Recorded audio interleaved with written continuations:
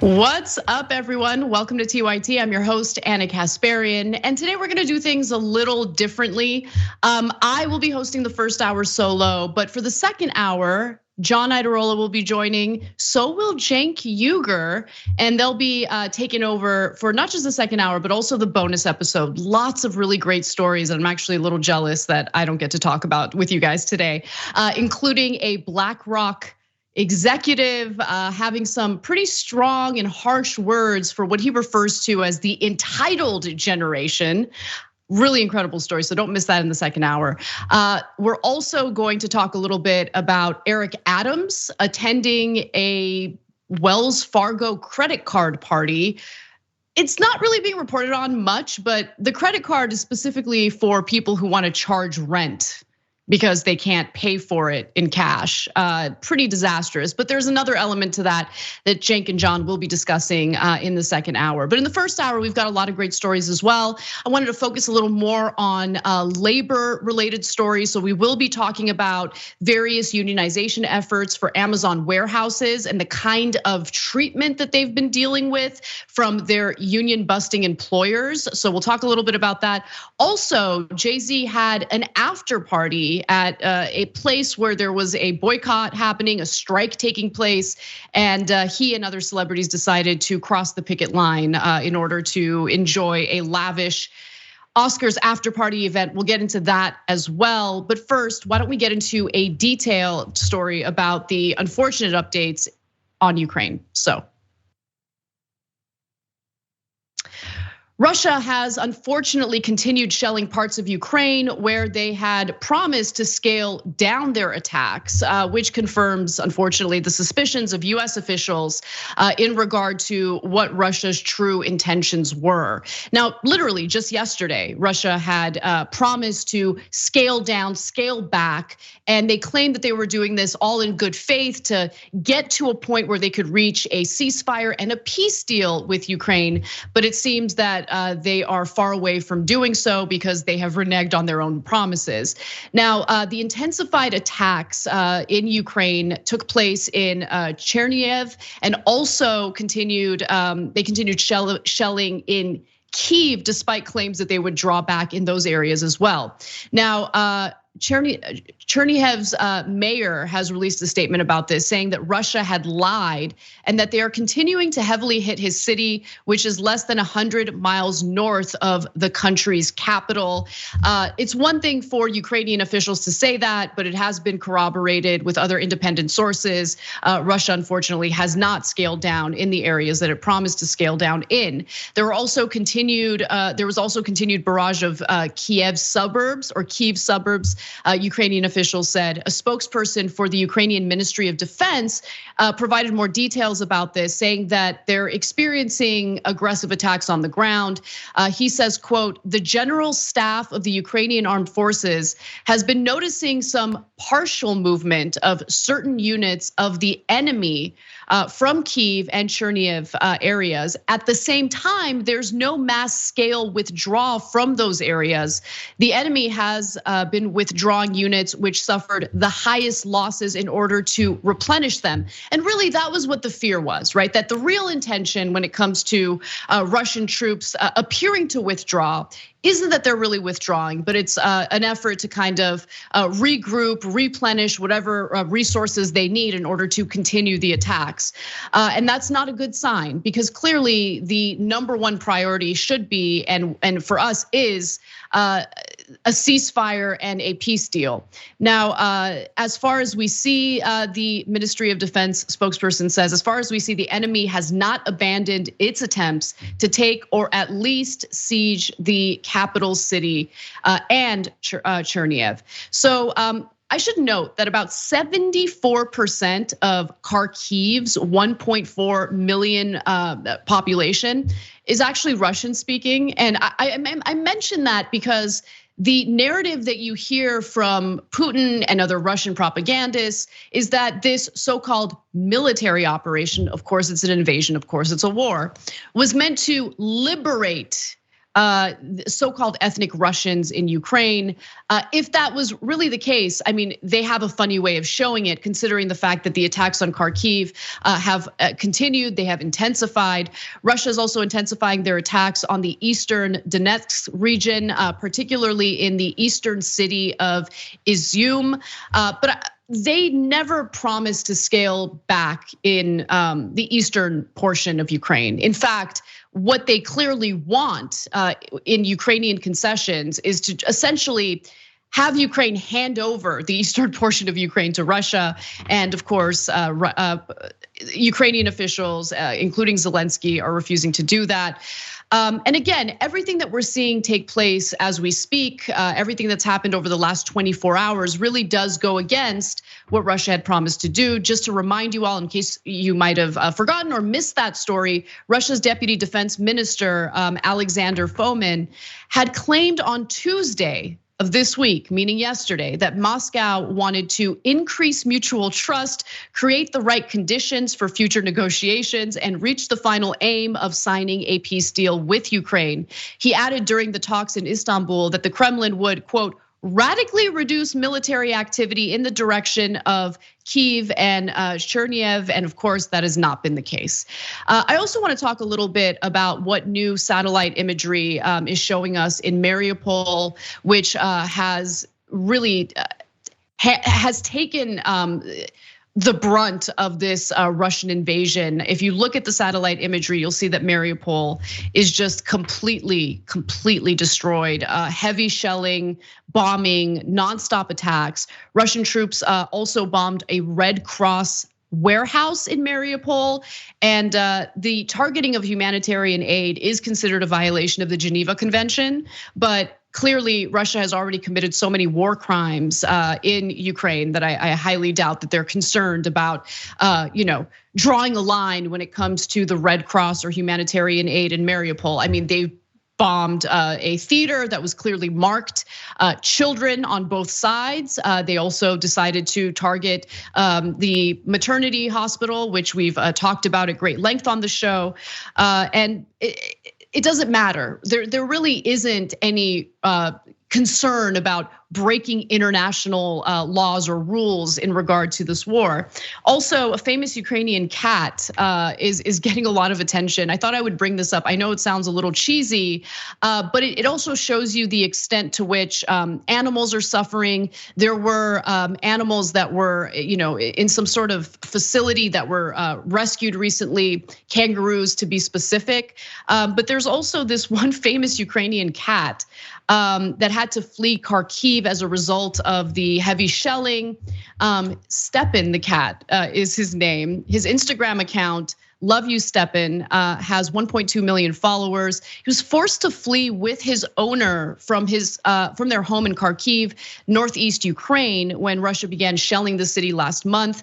Since reaching France, though, his owner has actually used social media to raise more than $10,035 US for 5 charities that would actually help to rescue some of the animals that are still stranded in parts of Ukraine that have dealt with the most aggressive attacks. And I thought I would share this photo with you all because I thought it was very cute. There's Stepan the cat. I love that they're using their social media account in an effort to raise money. The money will be donated to the 5 charities. Happy Paw, You Animals, Mykolaiv Zoo, and Polyushka. So again, obviously the great deal of humanitarian aid, all of the attention is mostly on people, but there are some animals that are suffering as a result of this. Final thing I wanted to mention is, the latest attacks by Russia, first of all, is not helping its case. As you guys know, there's certainly been a miscalculation by Vladimir Putin. He was under the assumption that he would be in and out probably within 2 days, and he would be able to essentially install a puppet government to his liking. It hasn't worked out that way. There's been some pretty fierce resistance, and Russian troops are failing pretty miserably when it comes to their own military weaponry and equipment. It's been a bit of a disaster for them. So there are various open source, various teams like looking at open source data in an effort to kind of understand just how much Russia's failing in this war. But more importantly, they want to keep track of the weaponry and where it's ending up.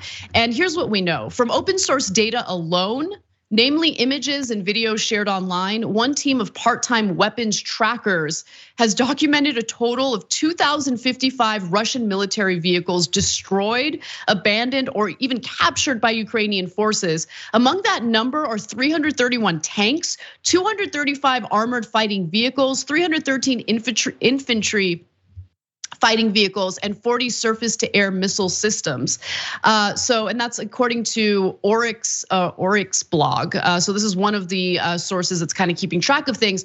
But they do provide a caveat to all of this because the numbers that they're sharing are likely to be underestimates. Their list, they add, only includes destroyed vehicles and equipment of which photo or video evidence is available. Therefore, the amount of equipment destroyed is significantly higher than recorded here. And they want to make sure that they have the data, the actual evidence of the weaponry before they put their numbers out, which is why they're being conservative.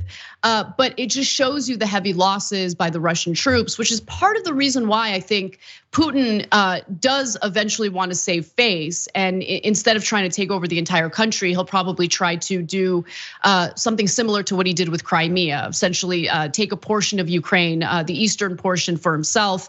It's unclear whether that will happen.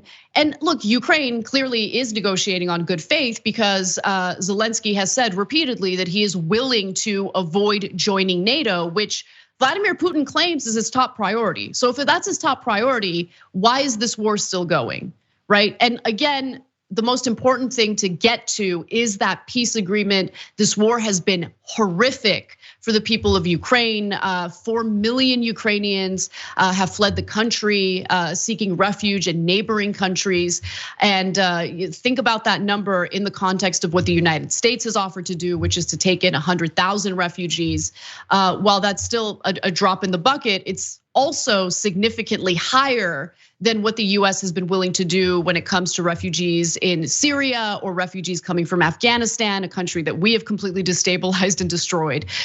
So you kind of take a step back and you look at all of that in context. But the point here is the pain and suffering needs to stop. And the only way that it will stop is if there are good faith efforts to engage in these negotiations. And so far, we're not really seeing that from the Russian side. But the sanctions have been crippling.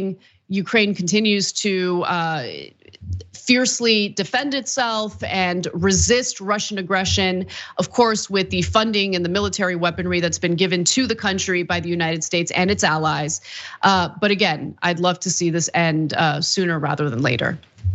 All right, well, with that update, why don't we move on to something completely different? Some, I guess, good news from the United States.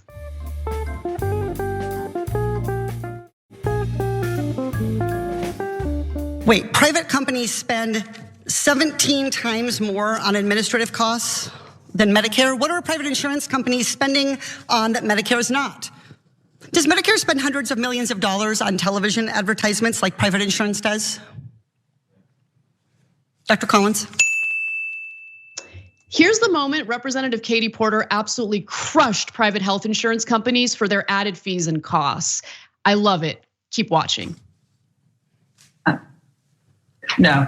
Does Medicare spend millions of dollars on stock buybacks to shareholders? No.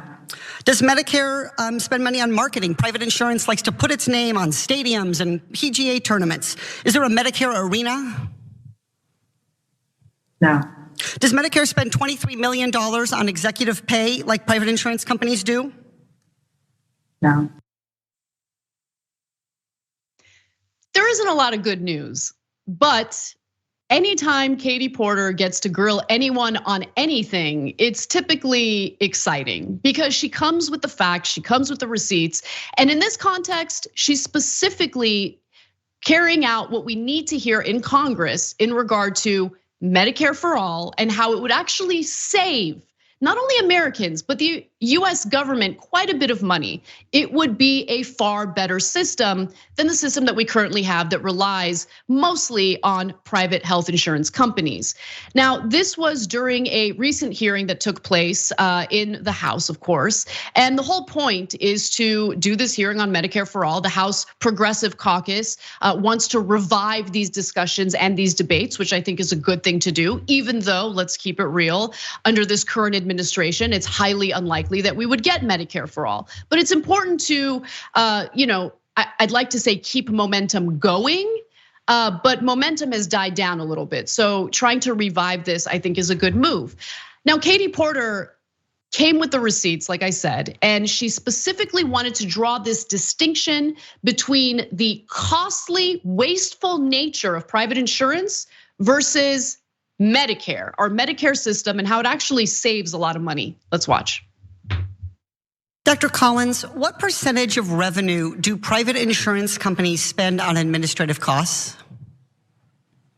Between about 17 to 18% of spending in private insurance plans. So if I pay my insurance company $100, 1, 2, 3, 4, 5, 6, 7, 8, 9, 10, 11, 12, 13, 14, 15, 16, $17 go to administrative costs.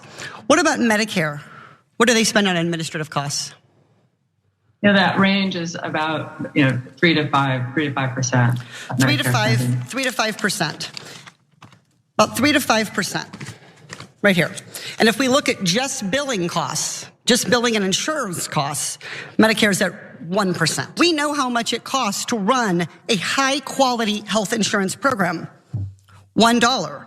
Out of $100, research shows that Medicare spends 1.1% on administrative costs. We spend $4 trillion on healthcare every year. We could save $200 billion on administrative costs with Medicare for All.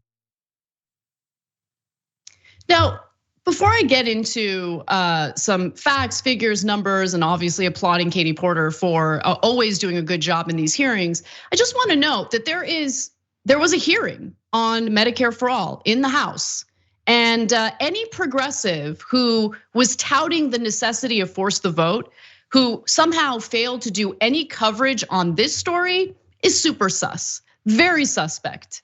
Because this is something that deserves attention. Yes, the likelihood of this hearing resulting directly to Medicare for All and like the passage of it is unlikely, but that doesn't matter, right? The whole point of force the vote was it's spectacle, let's do spectacle. And everyone will, all of a sudden will get everything we want through spectacle. Yeah, okay, we know that that's not really the reality of the situation. But again, this is an important hearing. Crickets. I haven't seen any of the force the vote progressives talk about this hearing at all. Now, with that said, I want to talk about what the reality is, add a little more meat to the argument that Katie Porter made there, because her point is exactly right. The system that we have in place right now is not cost effective. It's incredibly wasteful. The majority of the money that we see used by these private health insurance companies goes toward things like marketing, putting their names on arenas. I love the fact that she brought that up. But let's get into some other research. So there was obviously Kaiser Family Foundation does a lot of really great work on Medicare for All. They've been pushing for it, and they do so by presenting the data that people should know about. For instance, in 2020, the United States spent 19% of its GDP on health consumption, and every year it goes up. For instance, in 2019, it was 17%. Whereas the next highest comparable country, the United Kingdom, which actually has a much better healthcare system than us, devoted just 13% of its GDP to health spending, up from 10% in 2019. Now, of course, 2020 was the year the pandemic began, so you're going to see an increase in spending on healthcare as a result of that. But it doesn't matter what year we're talking about. The US always spends a higher portion of its GDP on its healthcare system compared to other OECD countries that tend to, by the way, have far better systems that cover more people and ensure that people are able to get the treatment and the care that they need, including incredibly important preventative care that prevents people from getting so sick that by the time they go to a doctor, by the time they go to an emergency room, whatever illness they're dealing with has unfortunately progressed to a point where they're going to need costly treatments and medical attention. Now, with that said, obviously, what Katie Porter and other progressives are touting here, Medicare for All, would be a far better system. And there's a reason why that system tends to be far more popular with voters. So we've talked about the polling. There are many polls showing that a single payer healthcare system, Medicare for All, would do really well with the electorate. Let me give you one of the more recent ones. We have polls dating back to 2018 and even earlier than that. But this one's from Pew Research in 2020, September of 2020.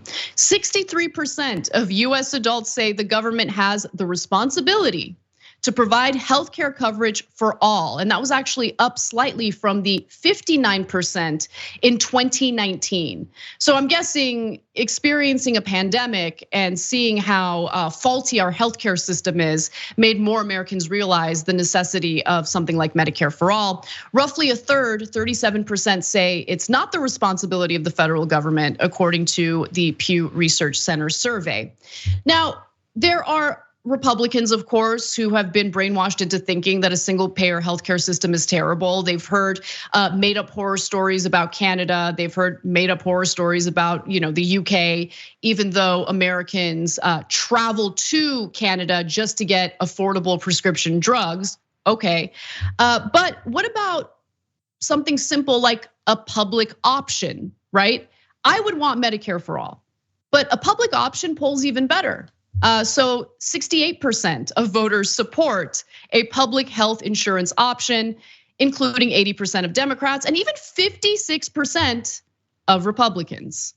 And by the way, public option is what Joe Biden purported to be in favor of, but then did nothing about it.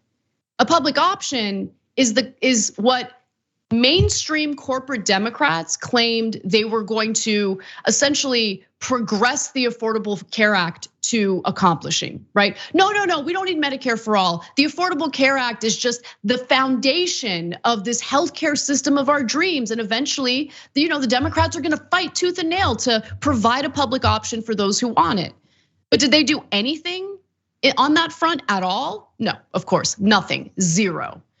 Now, there are wonderful progressives who are fighting for the right things. They're doing their best. Unfortunately, there aren't enough of them in Congress. And as we know, our system of legalized bribery continues, and it continues to crush efforts to pass a single payer healthcare system, both on a federal level, but also on a state level. In states like California that continuously get touted as progressive blue states, when in reality, corporate Democrats tend to rule the game. And there's a price to pay, notably the 30 million Americans who continue to be uninsured, the 30 million Americans who are still struggling with our broken healthcare system, even in the middle of a global pandemic. And remember, Joe Biden, during the pandemic, can single-handedly, unilaterally expand Medicare to cover every single uninsured American, but he refuses to do it. My guess is he realizes, much like other corporate Democrats, that if more Americans see just how well a system like that would work, they would maybe get a little more aggressive in demanding it. But the proof is in the polls. The proof is in the data, the numbers, the arguments that you hear Katie Porter and other progressives make during this hearing on Medicare for All. But it is interesting to see how evidence doesn't really matter. The will of the American voters doesn't really matter. And things will continue to move in that direction unless we do something to change the way our government functions, unless we do something with the virus that continues to corrupt our politicians to work against the will of the voters. All right, we gotta take a quick break. When we come back, we've got more news for you, including one of my favorite stories of the day, Alex Jones just dealing with a lot of legal problems. I love to talk about these stories. He deserves it and more. So we've got those details when we come back. Stick around.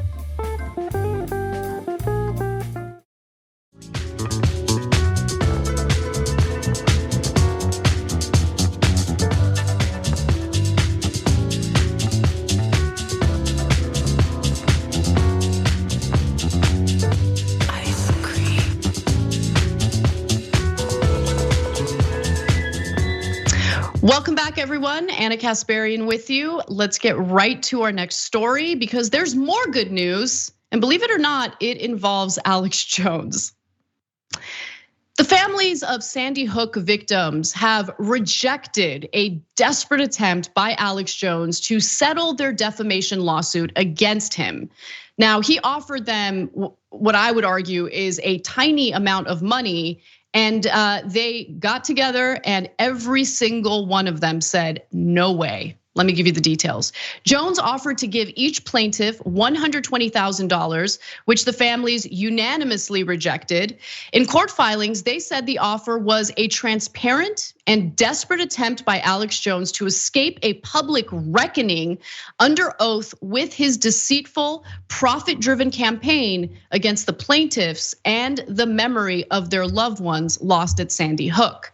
Now, this is a story we've been following. Alex Jones decided to, engage in some of the most horrific defamatory content, calling the Sandy Hook massacre a hoax, referring to parents who lost their children as crisis actors. And what did that lead to? It led to all sorts of audience members harassing these individuals, harassing these people who lost their own children. There's the Posner family. They had to move 7 times because of the credible death threats they were dealing with. In fact, some members of Alex Jones's audience had to deal with prosecution as a result of the threats that they were directing toward the families of these Sandy Hook victims. I mean, it's just, keep in mind, like that massacre left 28 people dead, 2 injured, okay? There were 18 children, innocent children, who died as a result of that. And you have Alex Jones profiting off of his defamatory content in regard to these families. Now, also offering them $120,000 is a joke, especially when you look at how much Alex Jones profits from his garbage programming. Here's a recent headline from Rolling Stone. Alex Jones raked in $165 million over 3 years selling supplements and prepper gear. Can I just say, listen, I get the desire to be healthy. Everyone wants like a magic cure for whatever ails them. And sometimes those commercials for those whatever supplement can be very enticing. I would just take a good hard look at the sweaty tooth madman who's shilling for these supplements. Like, I don't look at Alex Jones and think, oh yeah, no, that guy nailed it. Yeah, he looks like he's super healthy, mind, body, soul, totally gets it. No, not really. I can't believe he makes that much money off selling these supplements. Now, let's get back to the defamation suit because Alex Jones did lose the defamation suit, and it's his own doing. It's not only because of the fact that he engaged in defamation, but because he just refused to cooperate with the lawsuit. He refused to hand over documents in the discovery portion of the suit. And so to give you the details on that, the settlement offer in the Connecticut case came from Jones personally and a constellation of companies associated with him, including Free Speech Systems, InfoWars Health, and Prison Planet TV. It also included something approaching an apology from Jones, reading in full, Mr. Jones extends his heartfelt apology for any distress his remarks caused. Well, that apology wasn't good enough for these family members. They did not want to settle. Now, the families sued Jones in a Connecticut court back in 2018 for repeatedly claiming on air that the shooting was a giant hoax to advance a gun control agenda. They won a default judgment against him in November. Sandy Hook families in a separate case against Jones in Texas also won a default judgment against him in October. Now, why is it a default judgment? Again, because of the fact that he refused to cooperate with the court. When you're being sued and you are asked to hand over documents as part of the discovery process. It's not like a suggestion, you have to do it. And since Alex Jones refused to do it repeatedly, the judge had no choice but to find him guilty of defamation. Now, he's dealing with other legal issues as well, and it's very costly for him, to the tune of $50,000 a day. We'll get to those details in a second, but before we do, I just really want to emphasize the pain and suffering that these parents dealt with as a result of this disgusting grifter, Alex Jones. We're gonna hear from Lenny Posner, who again lost his 6-year-old son, Noah, and he ended up becoming the target of Alex Jones viewers. Let's watch. I've described it as, it's not a wound that heals over and disappears. It's always there, it's carried. This is a wound that you carry for the rest of your life. It's the new normal. And some of the conspiracy theories that came out early on was that I never even attended Noah's funeral, because there were no photos or video of me in this reality show for conspiracy theorists. It should be investigated. All I'm saying is you should investigate what really happened. Most fake mass shootings, they have shooters and then kill a patsy. In 2014, I reached out to people that went on a show saying, how can you go on a show like that when he's spreading so much misinformation and causing the targeting of victims? And they said, well, that's show business. Lenny Posner and his family were forced to move 7 times for their own safety because of the people targeting him and his family, the threats that he was dealing with. They were afraid for their lives. And I mean, you see what kind of like rabid lunatic Alex Jones is. Can you imagine what his hardcore fans are like? Can you imagine being targeted by Alex Jones and having his audience members come after you? I mean, and let me just say, if you're forced to move for your own safety 7 different times, that's costly. And so offering a $120,000 settlement for all the pain and suffering this family has dealt with for years is a joke. And I'm glad that they rejected it. I'm glad that it was unanimous. Now, I also want to get to how ridiculous Alex Jones was during his own deposition. He did show up for the deposition, and it was a nightmare because it turns out he's a pretty bad guy. So let's watch that video. You've done mocking imitations of Sandy Hook parents crying, correct? No. I want to play you a video clip too from September 24th, 2014 and November 11th, 2016. Will you play the video clip called Crying? And then you've got parents laughing, going, and then they walk over to the camera and go, and I mean, not just one, but a bunch of parents doing this. Then we see footage of one of the reported fathers of the victims, Robbie Parker, doing classic acting training where he's laughing and joking, and they say, hey, we're live, and he goes, oh. And maybe that's real. I'm sure it is. You realize now you were mocking the difficult emotional reactions of people who provably lost their children. No, I was not mocking. I was showing what people were questioning. It was not to mock the parents. It was showing why people were questioning. It's you that is projecting mocking onto it. I was showing what he did. Yeah, he was mocking them. I think it's pretty clear what he was doing. But whether he's mocking them or not doesn't matter.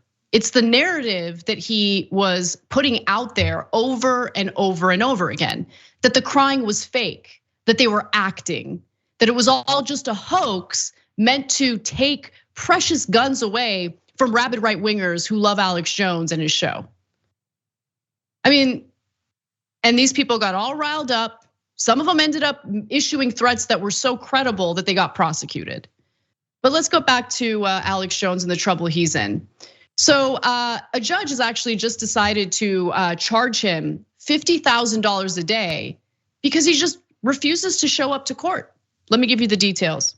Jones is in trouble for twice skipping a court-ordered deposition in the Connecticut case. His lawyer said in court filings that Jones was dealing with an undisclosed medical issue. The lawyers for the Sandy Hook families pointed out that Jones wasn't too sick to call into his own show and asked the court to issue a warrant for his arrest. Now, ignore the last part of that graphic because this story's since been updated. The judge has weighed in on what the punishment will be for Alex Jones, and he will be charged $50,000 a day until he shows up to his depositions. So we'll see how that all plays out.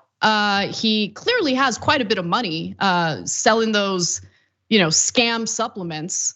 So, maybe this is like a sustainable thing for him, who knows? But I love to see the consequences that he so rightly deserves. Okay, when we have discussions about freedom of speech, we need to keep in mind that there are limitations to all of our freedoms.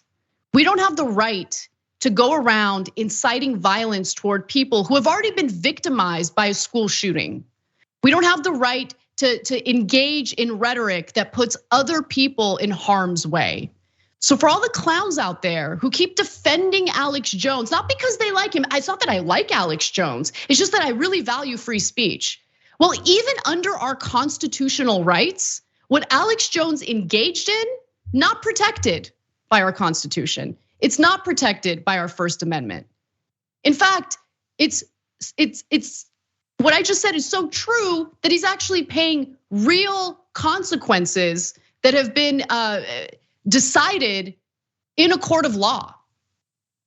Okay, so I love it. I think that this is what he deserves. I think it sends a clear message to others who decide to add insult to injury and make up all sorts of crazy, inflammatory, garbage stories about victims like the Posner family.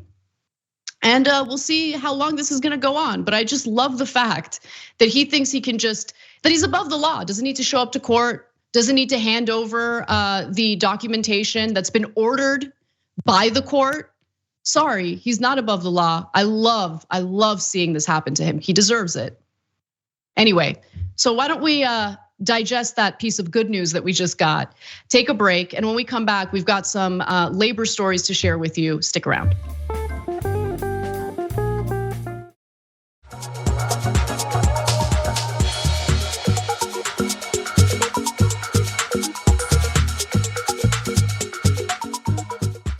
Welcome back to TYT. Anna Kasparian with you. And I wanted to dedicate a block of the show today on some updates on the labor movement. There's two big stories that we've been keeping our radar on. One involving Amazon, of course. So let's do it. Let's talk about it.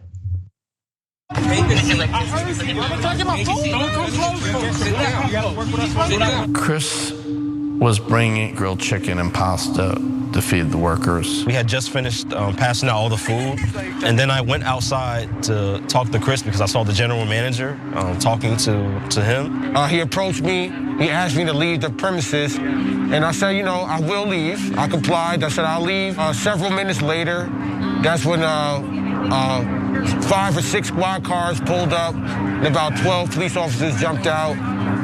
Several members of my union, the ALU, came out of the cafeteria to my aid, and the police officers actually started to arrest them before they arrested me.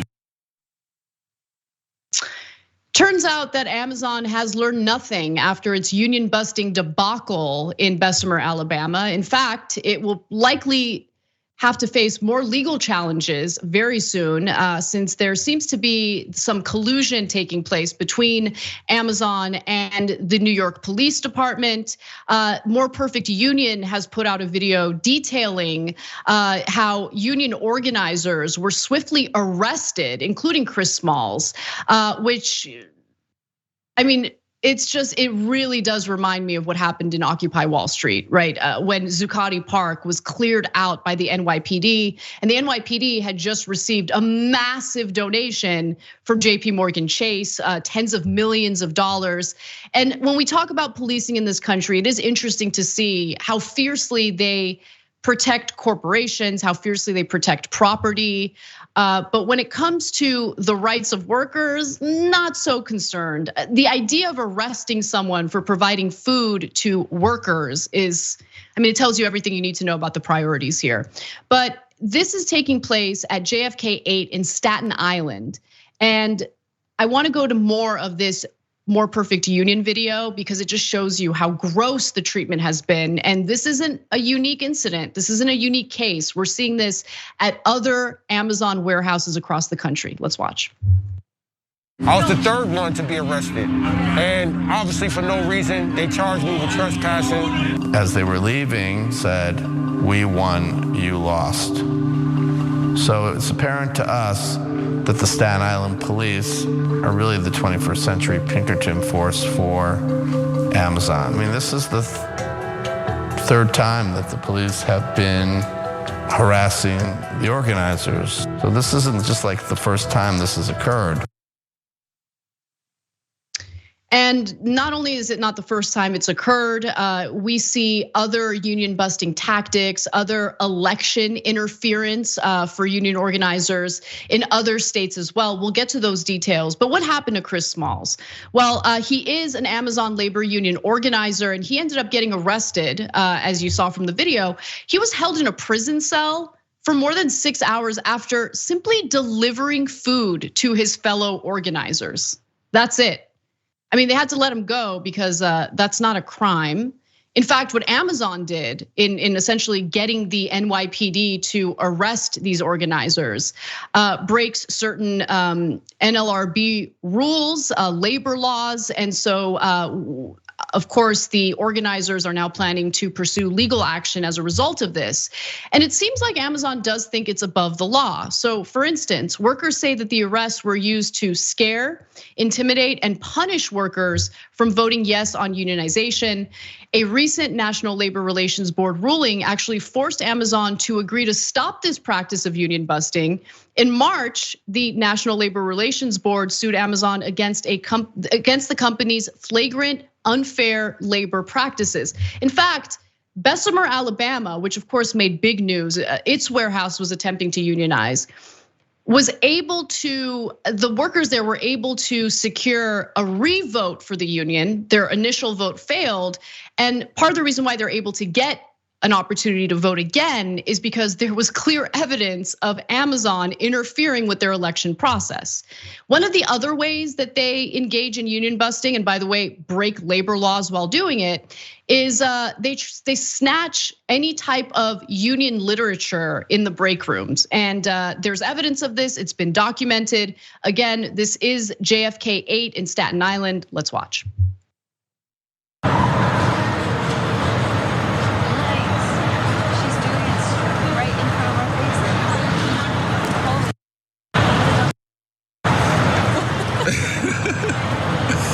Good job, dude.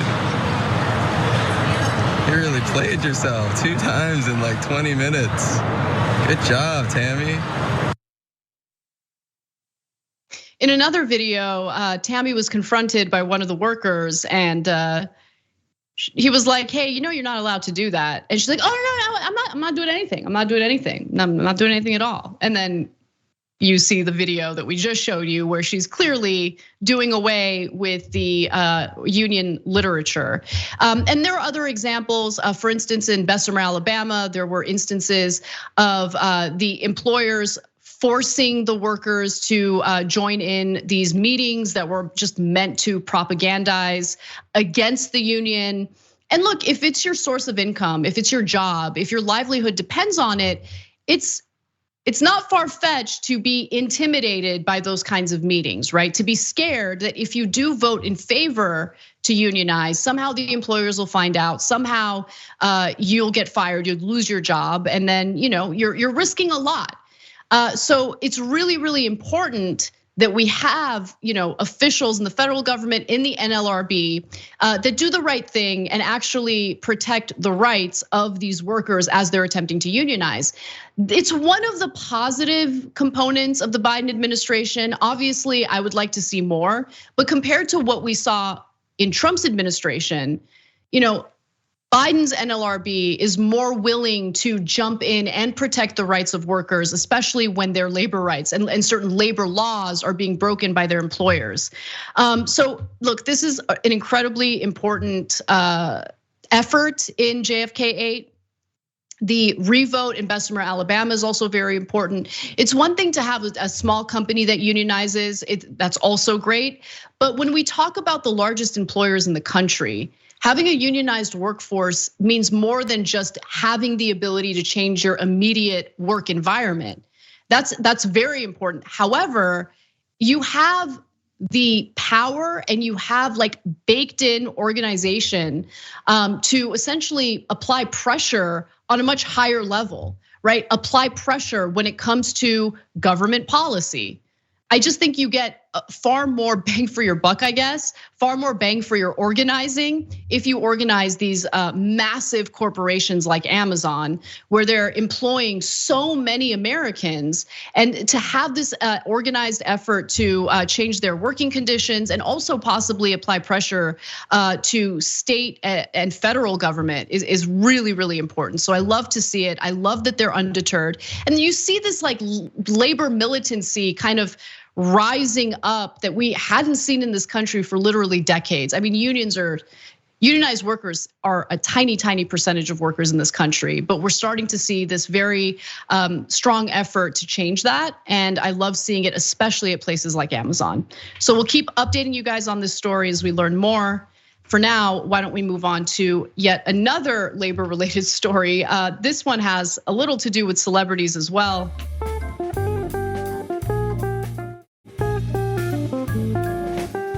Of course, the Oscars discourse overwhelmingly focused on Will Smith slapping Chris Rock. It's the slap heard round the world, of course, but there's another Oscars related story that deserves a lot more attention, and it has to do with a labor dispute at the Chateau Marmont in Los Angeles. Now, this is the hotel where Jay-Z and Beyonce decided to host an Oscars after party. What they clearly either didn't know or didn't care to know about is the fact that there's currently a boycott taking place as a result of workers saying that they've been abused at this place of work, at the Chateau Marmont, okay? And so the Unite Here Local 11 Hospitality Union has been boycotting the hotel since 2021 because of how poorly the employees have been treated. So just to fill you in on all of that, and then I'll give you the update on this Oscars after party. In 2020, Chateau Marmont owner laid off nearly all of his employees at the onset of the pandemic without providing severance packages or extended health insurance. Months later, more than 30 staffers told The Hollywood Reporter about long simmering workplace issues, including allegations of systemic racial discrimination and sexual misconduct. Those are pretty serious allegations. And if there's a boycott taking place, maybe reconsider hosting your after party event at this place. But nonetheless, Jay-Z and Beyonce went forward with it. Now, both sexual harassment and racism apparently were running rampant at this hotel. 5 employees, 1 man and 4 women, told The Hollywood Reporter that they were inappropriately touched by the owner, Belaise. Either at work or during company events, typically on their buttocks or while he was inebriated. What's weird is that it didn't feel personal, says one Chateau staffer. He was just in a promiscuous mood. He does it in a way that makes you feel unseen by him. And there were other allegations as well. For instance, there was a restaurant staffer in a supervising role who allegedly directed ethnic slurs at a group of Latino kitchen workers multiple times a week for years. They didn't feel they could report the situation without potential blowback. And so on March 21st, Variety actually revealed that Jay-Z and Beyonce were gonna host this Oscars after party event. There was backlash to that. So I don't believe for a second that like they were unaware that there's a boycott taking place. I just don't think they really cared about it. The union and former Chateau Marmont employees actually organized press conferences. They sent letters to city officials in the following days to try to put an end to the party, but to no avail. Obviously the party still happened. And so with no other options, they decided, all right, then we're gonna go ahead and protest right outside of the hotel as all these celebrities are arriving for the event. And so here are the celebrities who decided to show up, didn't really seem to care too much about the boycott. It makes me really sad because there are a lot of people on this list that I like. Janelle Monáe, Emily Ratajkowski, who's usually right on a lot of political policy issues. Not surprised about Kim Kardashian, Khloe Kardashian, and all of that. In fact, Kim Kardashian's dealing with some blowback after she made some ridiculous comments about women. Like she was asked to give women advice, and this is the advice she decided to give them. I have the best advice for women in business. Get your ass up and work. It seems like nobody wants to work these days. You have to surround yourself with people that want to work.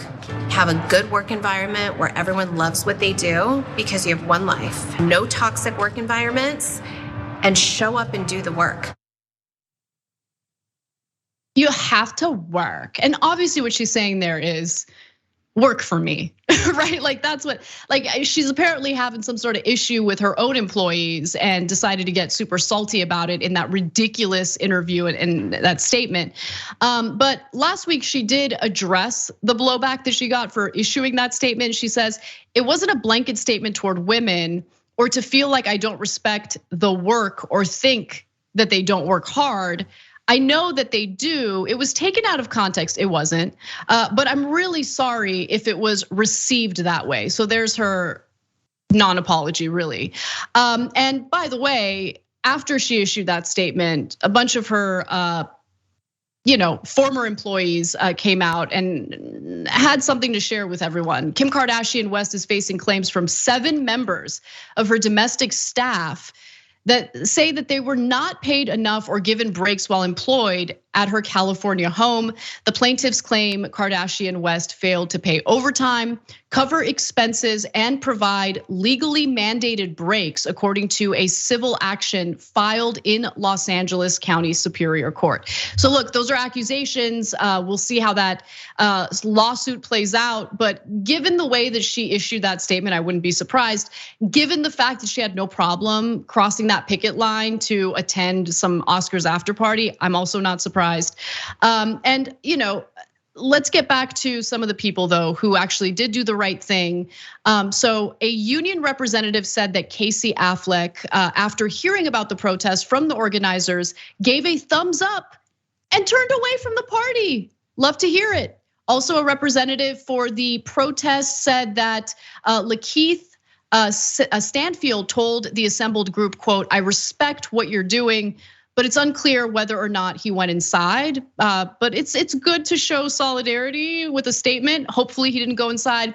But there are others who decided to skip the party after learning about the boycott. Want to give them a lot of credit as well. Gabrielle Union, Spike Lee, Issa Rae, I'm so happy to hear it. I love her so much. Samira Wiley, Jane Fonda, Martin Sheen, Tom Morello, not surprised about that at all, by the way. Eddie Falco, Amanda Seyfried, and everyone else that you see on that list. Daveed Diggs, Ta-Nehisi Coates, and Sarah Silverman have all publicly backed the boycott, and I love to hear it. Sarah Silverman is also wonderful. I mean, she's pretty active politically speaking, and I love hearing her perspectives.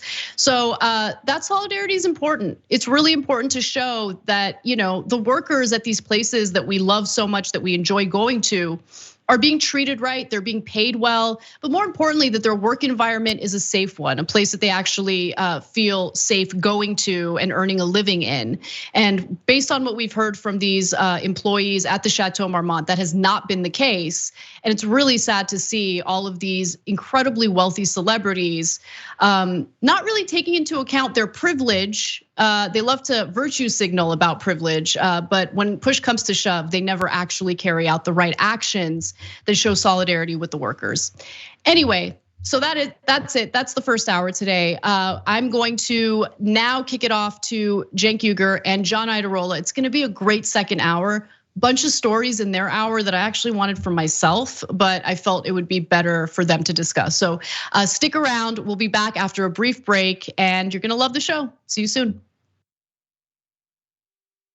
Thanks for listening to the full episode of The Young Turks. Support our work, listen ad-free, access members-only bonus content, and more by subscribing to Apple Podcasts at apple.co/TYT. I'm your host, Cenk, and I'll see you soon.